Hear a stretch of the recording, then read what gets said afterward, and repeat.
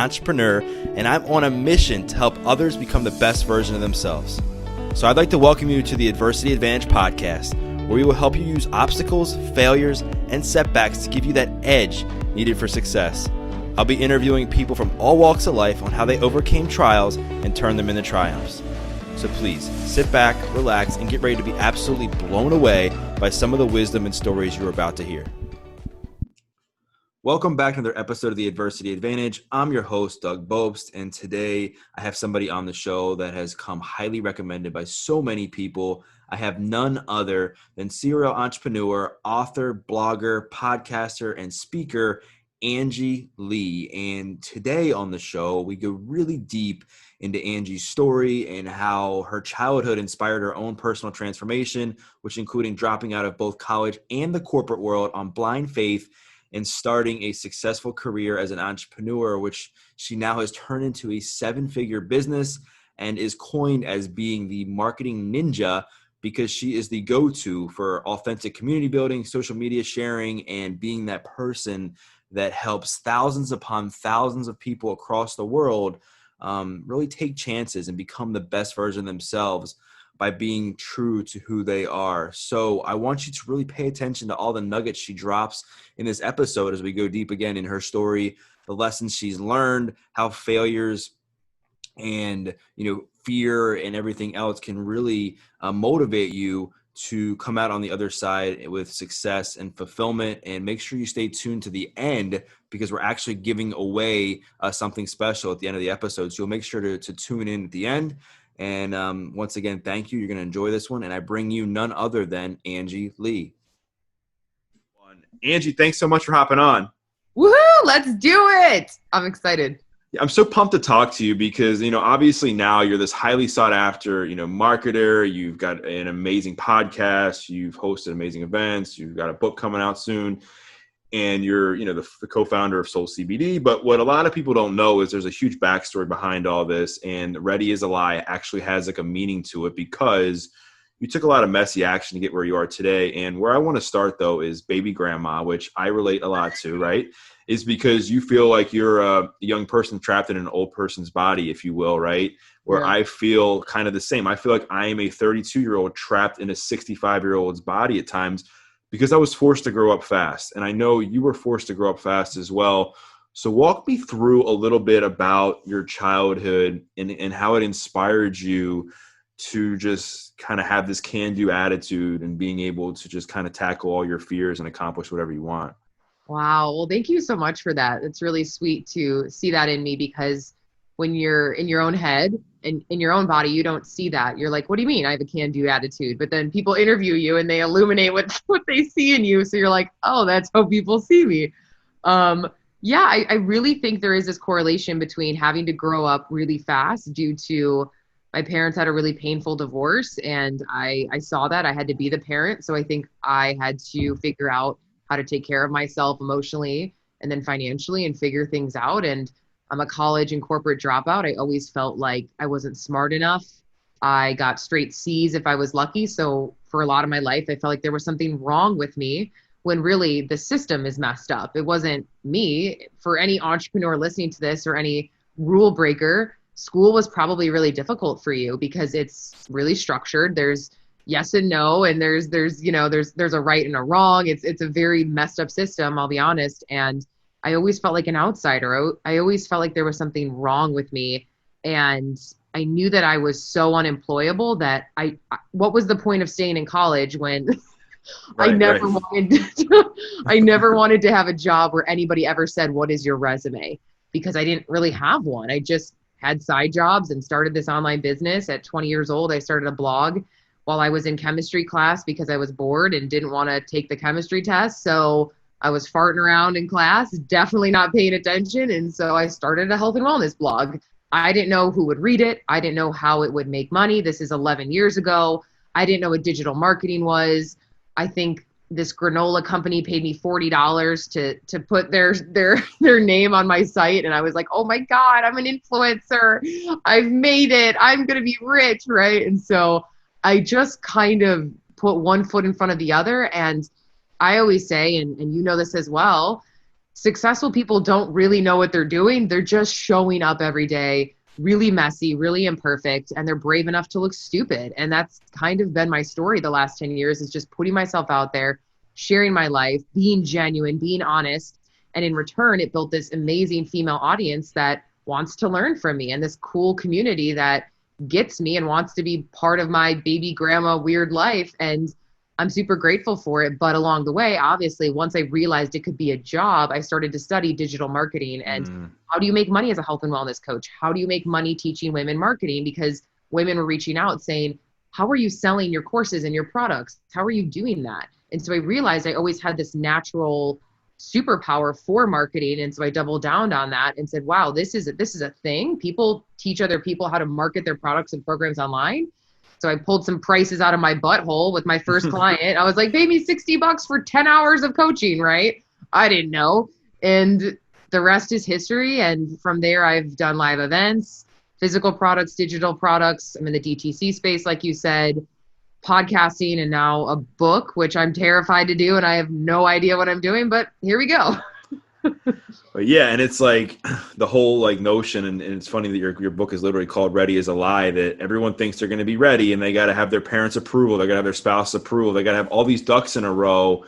And really, if you talk to anybody who's been successful, they've never had anything like that in order to kind of, make that push forward. And what is really fascinating about you is that you built everything pretty much from the ground up, no paid ads. You didn't do it for money. You simply did it to build an authentic community of people to follow you and inspire them. I mean, do you think that your ability, because I think this is a gift you have that I'm sure you've been told, to authentically connect with people at a soul level comes from like your pain in your childhood and being able to then help other people because you don't want them to feel that same pain that you might have felt, when you were going through a lot of the stuff you went through? Wow. This is a therapy session, you guys. Hey, I like to get deep on here. I'll Venmo you later, Doug. This is great. Oh, man. Probably, you're probably right, because I believe that the greatest leaders or influencers are people who have felt pain and have felt deep, deep empathy for humans. I give a shit about humans. I really, really do. And that's why I do what I do. And I've always put answering someone in the DM or connecting with someone on a live video or showing up goofy and authentic and genuine more than I focused on ads and funnels and the analytics and the conversion rates. And I've just really stayed in what is more for me, that I don't know if it's the feminine or masculine energy, but I've really doubled down on more of the right brain versus the left brain when it comes to marketing. And I think that's actually been a strength, because a lot of people, when they get into marketing, they focus on click-through rates and the analytics, and they focus really on the left side, which there is a time and place, right? There's a time and place for ads. There's a time and place to know your numbers and know what's going on. But in the beginning, the first 4 or 5 years, I didn't even know really what a sales page was or what a good conversion rate was. I didn't know what a good open rate was for my emails. I just kept emailing people because it was fun.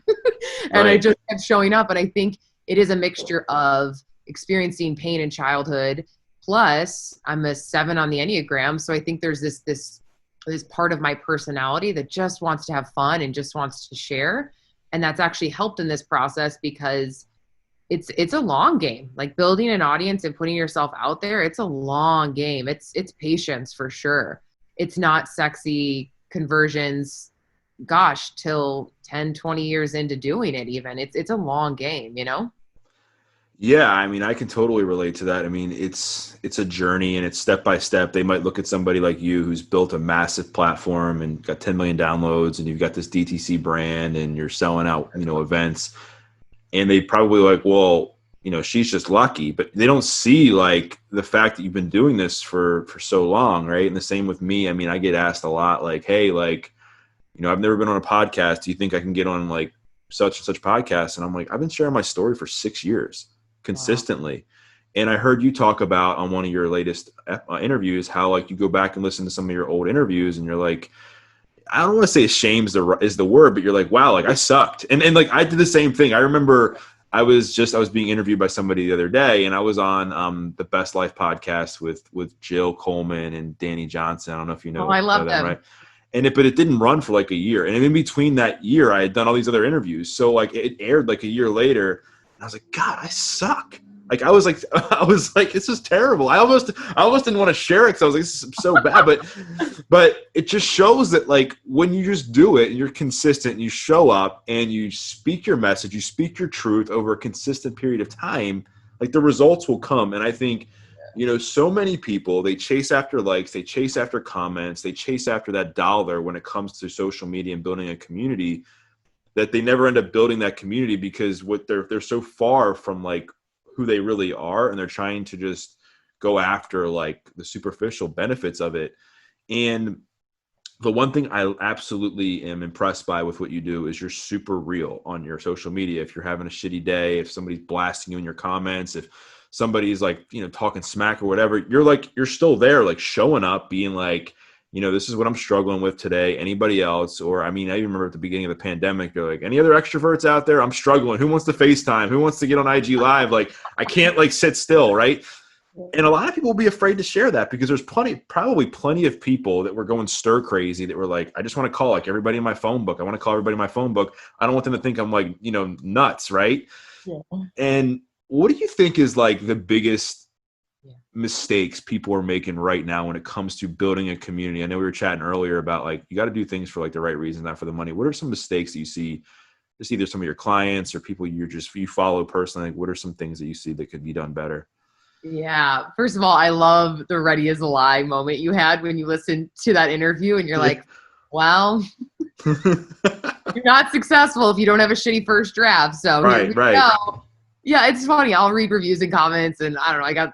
I don't get a lot of shit, but I got this one girl that's like, I don't like the audio of your podcast, blah blah blah. I'm like, oh, can I listen to your podcast? She's like, I don't have one. I'm like, I know you don't because you're not in the fucking arena. Okay, right. Get out. It's like, I don't know. It's silly, right? Because the people criticizing are never the people who are actually putting in the hard work doing it. And it's like, be grateful that I actually put that show out for you with free information. So yeah, I feel like the biggest mistakes, quote unquote, right now are, number one, this, I guess you could say it's this lack of authenticity, like you were mentioning, because everybody is starting to look the same and sound the same in the fitness industry, in the business coaching world, in the personal development world, especially in the female personal development world. I feel like everyone's posting the same cute, trendy thing because it looks cute and everybody else is. So if she is, and she has a lot of followers, then I'll do that too. And we're just all copycats, and then it becomes diluted. So I think, one, being super unfiltered and authentic, whatever that looks like for you. I don't know if I've talked about this a lot, but my brand really grew and became more, what's the word I should use? My brand became more, the quality of my followers really, I guess the engagement, you could say. I'm like, what's the word I'm looking for? Right. My engagement really, really increased, and my brand blew up once I was 100% myself. And for so long, I was pretending to be somebody else online. And I had this fear around being super silly. And I'm a comedian before I'm a marketer. So I was afraid to show that because, God forbid, I'm teaching business and all these serious things. Am I allowed to make poop jokes? Is that allowed? I don't really know. No one else is doing that in this space. I don't know. Like, am I allowed to be that person? And the moment I said, you know what, F it, I don't care. I'm just going to be me. If people don't like it, who cares? Because I didn't sign up to be an actress. I signed up to share my life and be myself, and who cares? And you could be smart and weird. Okay. So I'm going to show up. And I did. And immediately the open rates, the DMs, the conversions, everything blew up within a few months because they saw themselves in me, and I gave them permission to be weird or to be whatever the heck they are. And I think that's the coolest part of marketing is it's authenticity. The more authentic you are, the greater the connection, and that person will indirectly buy anything you say because they trust you, which they should, because you're being real, right? So one, I think there's this lack of authenticity online, which people are craving more than ever in 2020 because everything is so filtered and fake and the same. And number two, I think a lot of people don't want to niche down. They don't want to have a focus. They don't want to become a specialist. They don't want to become great in one thing. They want to be a generalist. They want to be a general life, wellness, and purpose coach. And they want to be Tony Robbins, and they just started yesterday. And I'm like, dude, get in line. So does everybody else. Okay. I would love to be Tony too. Yeah. And so I think being honest about starting narrow and then going wide, and realizing that there's this beauty in doing less better online and saying, hey, I'm really good at X, Y, and Z. These are the 3 things I double down on. These are my 3 sub niches or the sub pillars of my brand. And that's what I teach. And that's what I do. Get great results in that. And that's where you're really going to see impact and income, versus you're trying to teach everything and anything under the sun that you've ever learned in your life. And then it doesn't stick, and you're wondering why people aren't converting and why you're not standing out on Instagram. It's because it's just too general. It's just too fluffy. And I always tell women that. I think women, we're just, I don't know, men are also multi-passionate, but women, I feel like we want to do it all and be it all overnight, right? And so we find that, I see that a lot of these life coaches come out really struggling because they're afraid to niche down. So I would say those are the 2 big things I see, is a lack of authenticity and the fear of niching down. Yeah. I mean, I think there's a lot of people that struggle with authenticity right now. And it's like, especially, there's nothing probably worse, I think, than when you're trying to be somebody you're not, because now you're worrying like, oh, is the people who actually know me, when they watch me, are they going to notice that I'm being somebody different? Or, can they take me seriously? And, I was being interviewed the other day, and they were asking me about my this person. They coach a lot of people in the multi-level marketing industry, and we were talking about that you can spot an MLM person from a mile away now on Instagram based on how they're posting. And the one thing I said, and I'm sure you will agree with this, is people don't care about the kale juice. They don't care about the workouts. They don't care about what you're taking supplement wise. I mean, not saying it's not important, because it is. But people who you're really trying to attract are going to relate to you when you can convince them that you understand them and you understand their struggles and where they're at. Because odds are, if like you're in the health and wellness business and you're trying to attract new clients, your clients aren't drinking the kale juice right now. The clients are probably still sitting on the couch, watching Netflix, eating chips and just feeling really shitty about themselves. So I think I agree that that's one, is the authenticity part. And then also, like, there's a lot of chameleons out there. There's a lot of people that are like, oh, I'm just going to try this. I'm going to try that. They're doing this. They're doing that. And then because of that, there's a lack of patience. They don't understand, like, it takes time to be consistent and showing up. Like, Gary Vee talks a lot about this. He talks about, like, I mean, like him or hate him, I love Gary Vee. But he's my soulmate. Yeah. But he said he responded to like all these every tweet on Twitter for like, I don't know, I mean, years or whatever. And he was just consistent. And he didn't care like what people thought. He just knew like he was speaking his truth, speaking his message. And I just so agree with that. And I think that there's so many people that are trying to figure out where to start online, and they have to realize, like, just be themselves, because when you're yourself, like, the people who are meant to be, I mean, on your journey with you will stay, and the people that aren't, they won't. And that's just kind of how I feel about it too. Yeah, I love Gary Vee. My goal is to be the female Gary Vee. He's just the best. He's just so real, and yeah, I think that, like you said it perfectly. Your job is not to have everybody like you. If that's the goal, you're gonna be in for a rude awakening. I mean, I have girls who maybe don't like the poop jokes. I'm like, cool, go to another page where the marketer's more serious and has a stick up their butt. Bye. Like, I don't care. There's hundreds of thousands and millions of women out there who I could serve and help. So once you really embrace that, you realize, like, man, my only job is just to be so fully me that it inspires other people to be fully themselves. Like, that's it. That's deeper than marketing. That's deeper than making money. My greatest compliment is when a girl DMs me and she's like, you inspired me to just be myself today. And I'm like, awesome, cool. That's marketing. Versus I help some girl make money. I mean, that's great and all, but helping someone just be self-expressed or find the courage to start the podcast or start the show, that to me is really winning. And yeah, like you said about Gary Vee, as crazy as it might sound, I respond to every single DM. I still make sure I'm on top of it. I outsource other parts of my business so I could still be that person. Now, I'm not perfect with it, nor I think there should be the pressure to be for influencers or leaders, but I do try my best to do it. And it is important because those are my people. That's who pays my bills, if you think about it, right? Those are my people who really are supporting me. And then I have a pulse on what they want, what they need. And I keep this connective tissue with my audience, and I know what they need help with. What are they struggling with? What does she think's funny? I mean, that's who I'm trying to talk to. So I think a lot of people aren't actually in their DMs enough to know what's going on. So then they don't know what content to create. Yeah. And I think, just playing the long game with it too, right? It's like knowing that this isn't like you didn't create a podcast to land like a $5,000 a month sponsorship or an affiliate in the first month. You didn't create your Soul CBD to sell like millions of dollars in the first month. Like, no, like you saw a problem, you created a solution that was stemmed from some sort of story, right? And I think, and you just seem so confident, and I'm sure you struggle with insecurity just like we all do, but I think a lot of your confidence and who you truly are has come from taking massive action on things that scared the living crap out of you, whether it was dropping out of college, looking your counselor in the face and being like, you know what, like I'm rolling out, like, or you know what I mean? I'm rolling out. Yeah. Being like, or like, starting that blog or being that parent, like when you were going through hard times as a kid, and even like having to be there for your brother when he was going through, his stuff, you know what I mean? And that's what I love about, Soul CBD is it came from a purpose of pain that you just saw a problem and you're like, I'm going to create a solution. Like you have anxiety, you're on stage, or you need, you have inflammation. Your brother's, on 8 different medications, has a painkiller addiction like I had, and like, okay, like how can we solve this problem so other people aren't feeling the way we are? So talk a bit about Soul CBD, why you created it, and kind of like how it's really changed a lot of people's lives.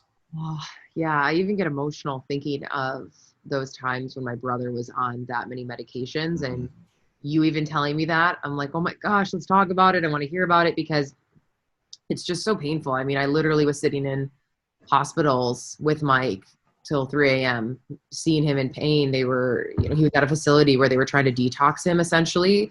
One of the best ones in Chicago, this headache clinic, to get him off all of this stuff. And it was such a mess to see my brother so young going through that. And it was just so painful. So yeah, he's definitely one of the most empathetic, amazing people I know. And he really wants to help people. And he came to me one day and said, listen, Ange, I think we should start this. This has really helped me. And I know there's so many people out there who are interested in holistic remedies, and gosh, we're going to see even more so in the next 10 years. I truly believe, and I hope, and this is a little controversial, but I really hope that CBD and a bunch of different natural alternatives take over a large chunk of the overly abused pharmaceutical industry that people become, more than me, become addicted to. And it's really painful, and there's side effects that are not fun, and they're not okay. And this needs to be talked about, yet it's not, right? There's other shit talked about in the news, but there's people every day who are overdosing on it or have horrible side effects from it and are truly addicted. So that's what's so great about CBD, right? There's no toxicity level. You can't become addicted to it. And we have 0 THC. So there's no hallucinogenic effect either.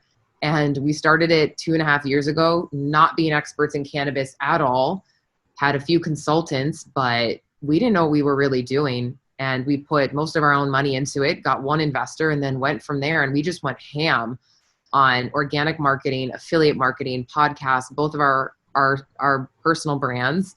And from there, it kind of just blew up, but it wasn't overnight. Again, it's just now at a point where we're like, holy crap, how did it get so big so fast? But it was because of the power of personal branding. And that's what I love to emphasize to people is, if you do the necessary unsexy work of putting yourself out there, that's what happens when then you start a product line, right? It's because we put so much time into that first. So I don't think it would have been as successful if we first didn't focus on that first, because we did a lot of it organically, right? But now a lot of it with Soul isn't organic. It's definitely direct to consumer, a lot of paid ads and things like that, and a whole world that I do not know about.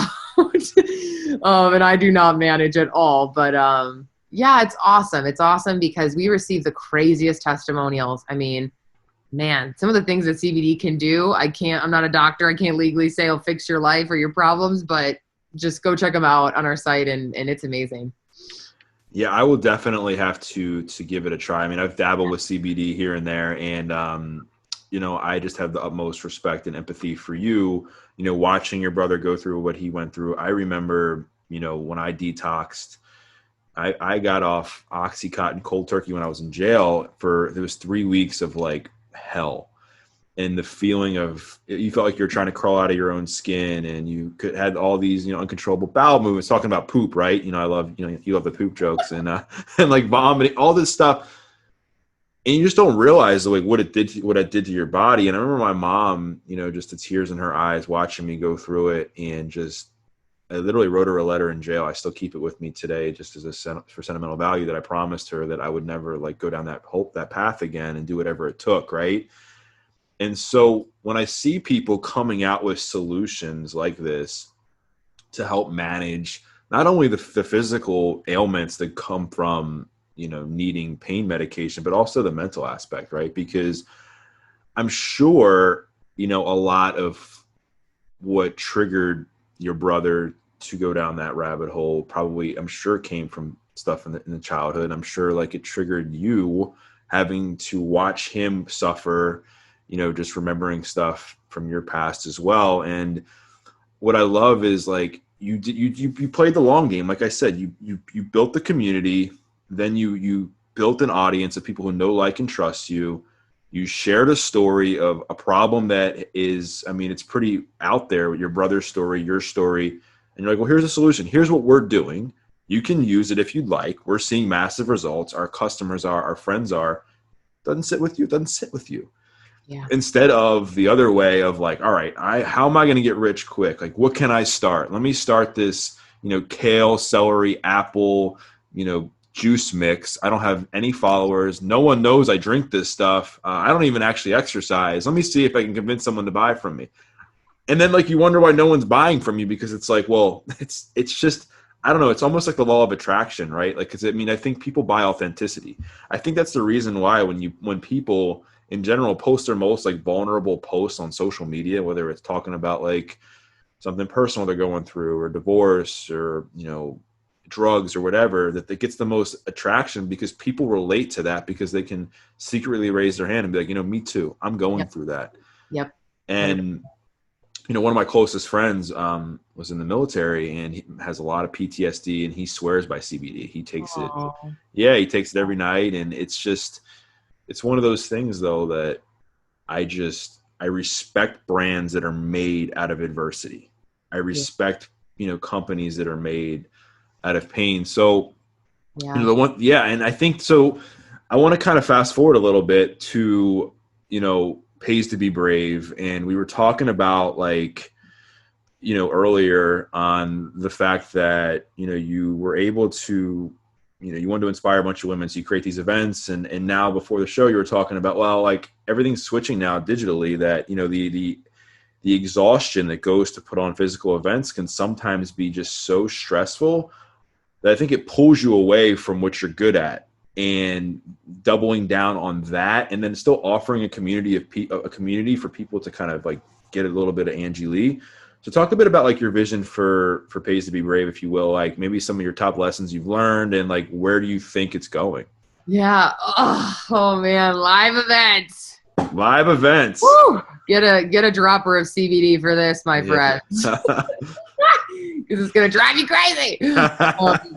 You know, I have this thing called beautiful naivety.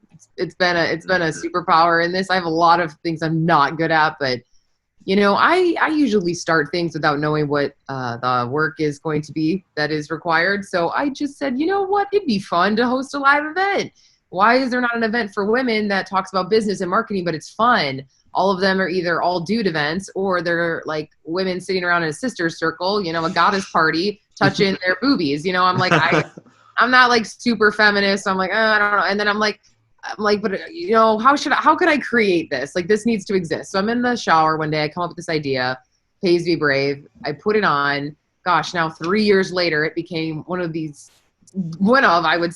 largest female personal development events in the country, kind of by mistake, but also obviously became intentional over time. But man, the difference between going to speak at an event and hosting your own event is, yes, you get to speak at both, but the energy and the what it requires to put on an event of that size is insane, right? And I'm super open with people about it because I know a lot of people want to put on their own event. And I think know what you want. If you want a small, intimate mastermind, that's awesome. If you want to put on something that's higher volume, lower ticket, like I did, that's great too, but they're just different skill sets. And thank goodness I hired a planner as soon as I did because I had no idea what I was doing. I was Googling shit. I asked Lori and Chris some questions. They've been good friends for over 10 years. So I said, hey, what do you know about live events? How do you put them on? Do I just get some balloons and, tell some people to show up? Like, that's it, right? And they're like, no. I'm like, oh, shit. So Paisley Brave easily has cost me about $200K my first one and about $350K this last one. So the overhead is not, it's not a little, I don't know. I mean, the overhead to me is not a joke, right? And so it's definitely something that if you're in, you got to be all in. And the promotion is a lot. It's a lot to get people to come to a live experience, but it's also unmatched because it's one of the most beautiful live experiences. And it's one of the most beautiful experiences you can have is doing, I don't know, is learning from people live, right? And making friends. And a lot of women in my community are very lonely. So they've been wanting to make friends in that process. I found that was one of the biggest things. But yeah, I'm in this season of, I think Corona in 2020 just really woke people up to a lot of changes. And it really inspired me to look at what I was doing and ask myself the scary question of, do I love everything that I'm actually doing? Or do I feel like I just need to because of money or ego or stupid reasons that I'm still human? And when I really asked myself, do I love it to the point where I want to put myself through that again? The answer is kind of no. And so to be honest, I haven't even told anyone this yet. So putting my health first and realizing it was really, really stressful for me, even with the team helping out. So I'm definitely taking at least a year off, which I have to now because of Corona anyways. So taking a year off of it and then going from there and deciding, but it's a lesson of something can be beautiful, but it doesn't mean you still want to do it. It was great. It was awesome. It was profitable, changed so many lives, but now I'm really in this season of doing less better. So I'm asking myself, what do you want to double down on? What do you really love doing more than anything? Is it podcasting? Is it speaking? It's this book, right? This book could get into way more than 2,000 women's hands. So for me, the energy really should be towards Ready as a Lie, which I can get into hopefully 100,000, if not hopefully 1 million, whatever, one day people's hands versus an event is more so still an intimate experience with your current tribe. So those are the questions I'm asking myself now.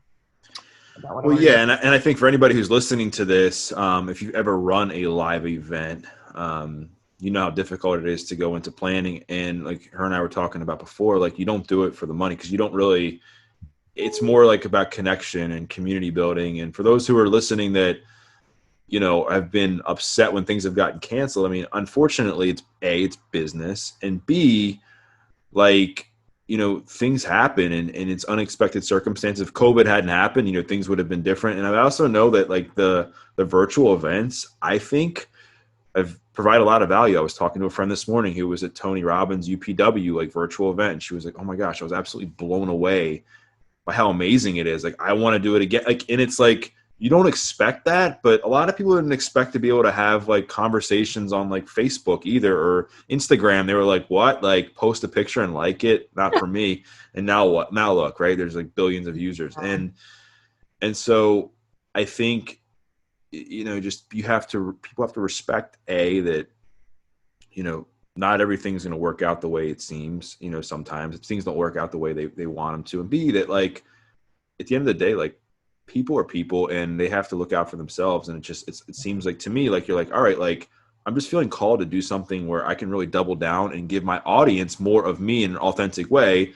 So maybe that is through your book. So talk about the book, like Ready as a Lie. Is it like is it potentially going to be, is it your life story? Is it like your recipe for success? Like what's it going to be about? Can you tease it a little bit? Yeah, I'm excited. Ready as a Lie. Ooh, and I'm trying to do my best to document the process over the next 5 months, because a lot of people write books, but they don't tell you about the process or what you're doing. They just all of a sudden have a book. It's like they're not pregnant, but they had a baby, right? You're like, what the hell? Thanks for telling me. So yeah, right. I want to be transparent with my women in my community and say, hey, look, this is what it's going to take. It's not fun. It's not sexy. I have a co-writer who's helping me super honest about that. Just being honest about it versus like, look at me, I'm perfect. I wrote a book. Hopefully you buy millions of copies and you had no idea I'm writing it.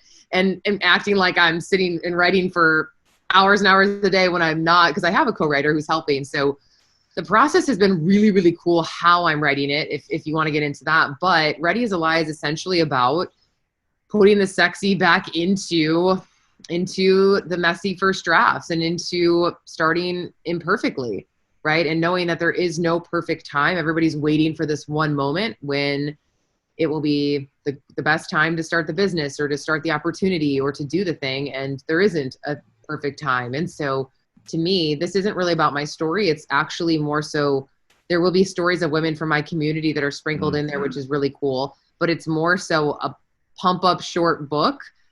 Pretty short. I would consider it short. It's more so what I would consider what you would pick up, coffee table style motivation, to get you unstuck and to get, gosh, I would love men and women to love this book, where essentially it's going to give you the inspiration you need to get started without all the answers, without thinking that you need to be perfect or expert or anything like that. So it covers a lot of imposter syndrome, perfectionitis, and comparison. And those are usually the three things that keep us paralyzed.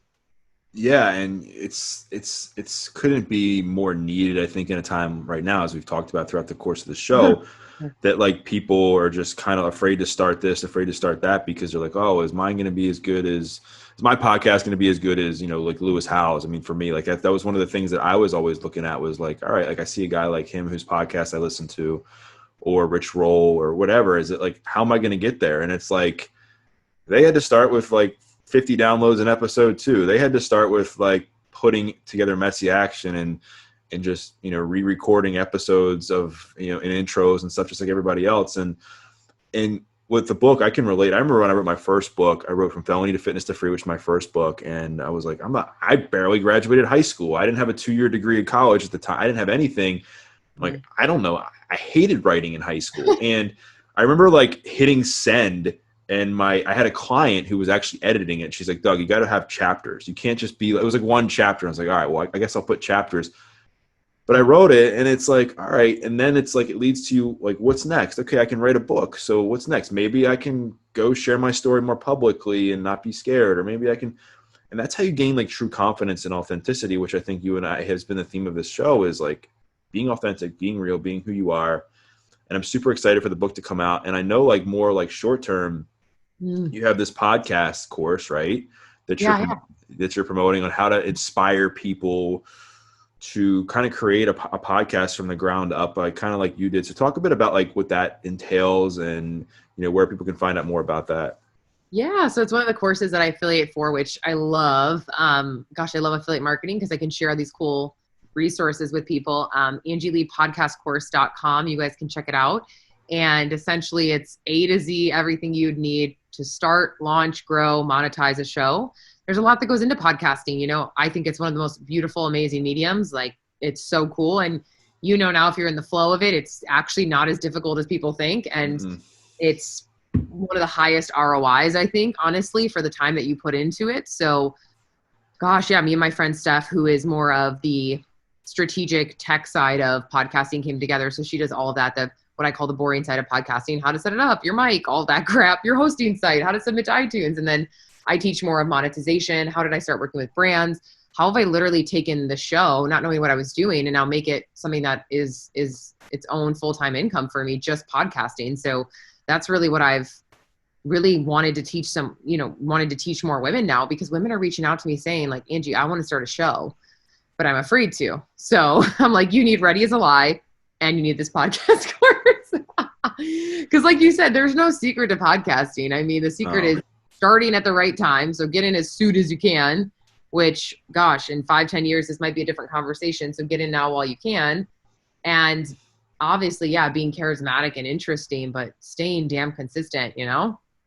Yeah. And I know I've heard you say like staying like niche down, like finding a unique thing for people to want to come on. I actually took that approach too. I was like, all right, well, what can separate my show from like different ones? And I was like, all right, I can tell people, help people, like inspire people to take all these different people who have accomplished some really epic stuff and talk about adversity in their life And then I recorded a bunch like that. And then once I started building a following and had some, big names on my show, I was like, all right, now I can go more general and just have candid conversations with people, because now like people you'll have credibility with your show. You have, been some consistency, because what people don't understand like is it takes time to build a podcast. And then if you're interested in getting guests, which a lot of people are, like you have to build a community for yourself so people know who you are, because when you're pitching guests or when you're pitching people, like, all right, well, I get 100 DMs a day. Like, why should I come on your show? And that's what when people have asked me, or I'm sure they ask you, it's like, well, how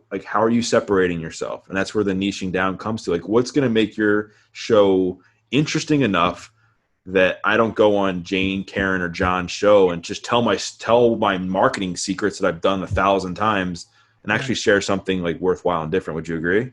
Yeah. I think, man, if you guys know Seth Godin, he is the Godfather of Marketing. If anybody listening has not read his books, oh my God, it's like Seth Godin is it. He is everything. He's been such a huge like idol to me. I shouldn't even say idol. That sounds weird. Like I'm idolizing someone, but just a huge mentor in this space of marketing and doing it right, like permission marketing and being authentic and sub tribes. Like, guys, the goal is not to just say, oh, I think people would like this and let me go out there into the world and see people like it. Find a sub tribe who has a problem and go solve it. You want to make a lot of money? Just go do that. Like, we make marketing so complex, but it's actually easier than we think. And so that's really what his work is around. And it's so incredible. And that's really been a lot of my niche training now, is teaching women, like, do less better. What do you actually teach people? Can we put some tangibility around it? And then, of course, with anything, you can go more broad. I started in fitness, and then I taught entrepreneurs in fitness how to grow their business. So it's always been niche. And now I feel like I'm at a point where I can talk about kind of anything on my page and it will convert and do well, because I've built that trust with women and they know that I first have doubled down on something. So I always encourage people to double down first if you can, and then you can go wide and talk about whatever the heck you want to talk about, Yeah. I mean, I think you're right. I mean, you started in a really niche, kind of like sector, and then you kind of like branched out as you grew. And I think that's kind of like how, like anything, right? Like you figure out like how you can really help people, how you can serve your community in the most authentic way, and then let the cards like lay out as they're meant to.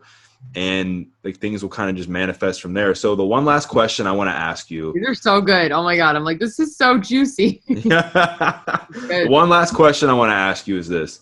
So you're baby grandma now, you got your own, filter on Instagram, you got coffee mugs and everything else. What if you were talking to your 16-year-old Angie, like what advice would you give to her on how to be successful and fulfilled? Oh man, baby grandma. That literally started as a joke in college 11, 12 years ago in my dorm room. I told my roommate, like, I'm kind of like a baby and a grandma. Like if a baby and a grandma came together. And she's like, oh, it's like a baby grandma. I'm like, yeah. So I started this hashtag. And the next thing you know, it started to catch on. And now I have a merchandise shop. I mean, it just blew up over 10 years. So a long time of me just saying that phrase and using it. And it's awesome. It's basically old souls in a young body. And I call it JOMO, like the joy of missing out. Like I don't want to go party. I just want to stay in and take a hot bath. So I know there's a lot of women and men who relate to that. And they're like, I want to be a baby grandpa or baby grandma. So I'd probably tell her to not stress so much about the little stuff and to really, really embody that not everybody is going to like you, and that's okay. And be you as soon as possible, fully you, unapologetic, be more unapologetic. I'm now unapologetic and I still have such a long way to go. And it's something I'm working through now, but I would definitely tell myself to be more unapologetic, but that's hard to tell a 16-year-old because, you're terrified of what anyone's going to say about anything you do, wear, say, think, And so I think for me, it's been really just embracing more of that unapologeticness.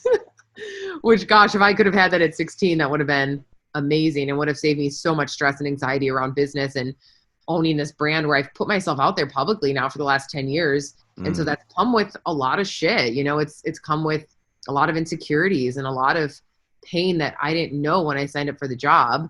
But now I'm realizing like, all right, this is kind of part of the job when you put yourself out there. So.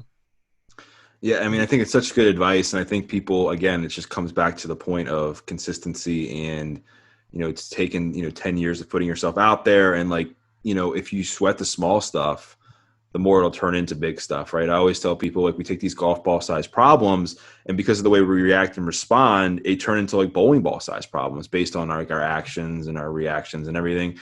So, I wanted to thank you for our conversation today. It's been, I think, epic. And the one thing I wanted to do is I want to invite the listeners to really, take down their top takeaways from this episode, because I'm going to be giving away, which I haven't shared, 3 baby grandma coffee mugs. Yay! To people. All they have to do, for people who are listening, is take a screenshot of listening to this episode, tag Angie, tag myself, and then your top takeaway from the episode. And I'm going to give away 3 mugs to the most well thought out, detailed takeaways that I decide. And it's once again, it's a great tale of just somebody who has really just come from a place of a lot of darkness growing up, and a lot of insecurities, and just really walked through hell and continued to be a light to herself and others, and created this amazing, authentic community. And things have just happened as a result of just taking consistent, messy action. So Angie, I wanted to thank you again for coming on. Aw, thank you, Doug. This was amazing. Seriously, probably one of my favorite interviews, hands down. Awesome. You're so good, and you're just so genuine, and I can feel that. And I think that's just speaks volumes about you as a leader and just everything, right? I mean, you're always going to win if you're genuine, always. So I'm so grateful that I was able to be on, and the baby grandma mugs, that makes me so happy. Yes, I know. I can't wait to see what people have to say about They're that. like, is this a joke? It's like, no, this is not a joke. No, for real. So people can find you at Angie Lee Show, right, on Instagram, and your podcast, The Angie Lee Show, Soul CBD.